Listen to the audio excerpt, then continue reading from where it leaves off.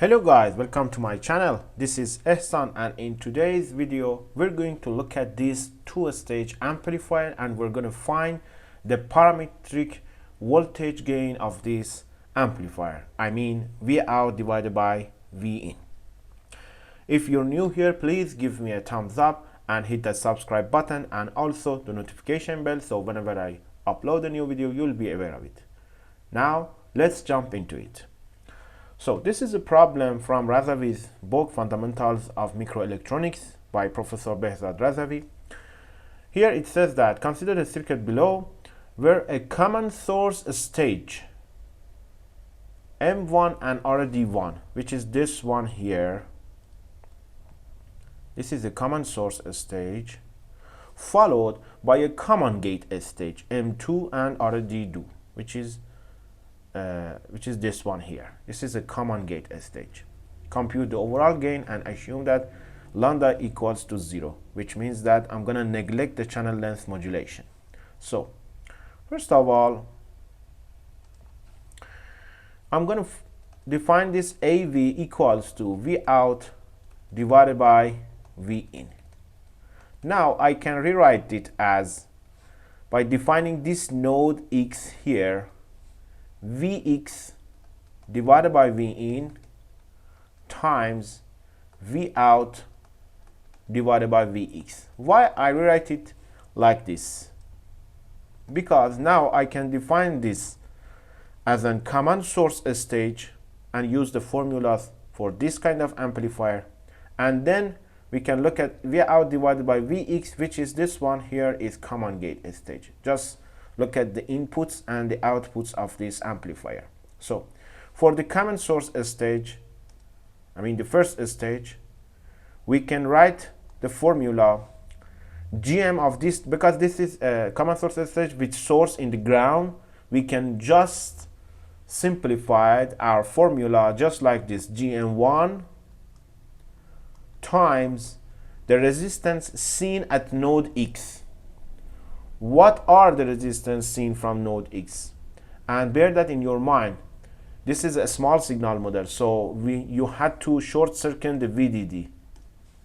Okay, this is here connected to the ground, and here it's completely connected, so there is no VDD in here. Okay, now careful about this resistance in here, because most of the students get this wrong. You can see here, there is an RD1. It's completely obvious in here, so we have RD1 connected to the ground. But here you have a two-stage amplifier, so you had to look at this resistance here from the second stage, I mean the loading of the second stage to the previous stage. This is really important, and most of the times students forget that. So be careful about this resistance. What is this resistance? If you all remember, there is a resistance seen from the source through the gate of this amplifier. So here, and again, this is via bias. So via bias, it short circuit. So what is this resistance? If you all remember, this is 1 divided by GM2. Because we have two transistors, you have to put the subscript in this GM. Now you can distinguish between GM1 and GM2. Okay, so here this is a resistance seen from this one, and this is a resistance seen from this node to the ground. So this resistance is also parallel with this RD1. So here we have RD1 parallel with 1 divided by GM2. This is the probably the most difficult ones to see. Times, now here V out divided by Vx. This is completely easy for the second stage. V out divided by Vx. This one here, this is a common gate stage, simply common gate stage. Now you can set that the resistance from the output through the drain, this is a fraction of RD2 divided by the resistance seen from node X through the gate. Be careful.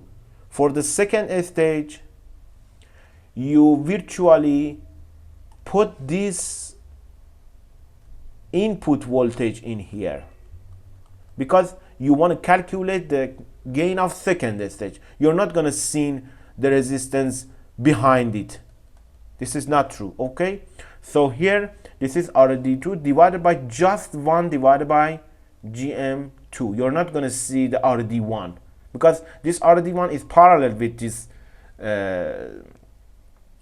source voltage. This is completely different from the calculation of the first stage. Okay, be careful about that. So here this is the gain of the first stage, which is the common source amplifier, and here this is the gain of the second stage, which is common gate amplifier. This is simply GM2 times RD2. So I can simply rewrite it as this one here. So the overall gain is going to be GM1 times RD1 parallel with 1 divided by GM2 times GM2 RD2. This is the overall gain of this two-stage amplifier. And the most important parts, you have to be careful about the resistance seen from the next X stage through to the previous ones when you calculate the previous stages before the last stage. For example, if you have a 3-stage amplifier, you have to be careful about the voltage gain of first and second stage. The last one is completely easy ones. So be careful about that. And again, here this one, the reference of this video is from Fundamentals of Microelectronics Behzad Razavi, and I'm gonna put the number of the problem. It's about chapter 7. I don't remember the exact number of the question. Okay, I hope you like this video. If that's the case, please give me a thumbs up and share this video with your friend.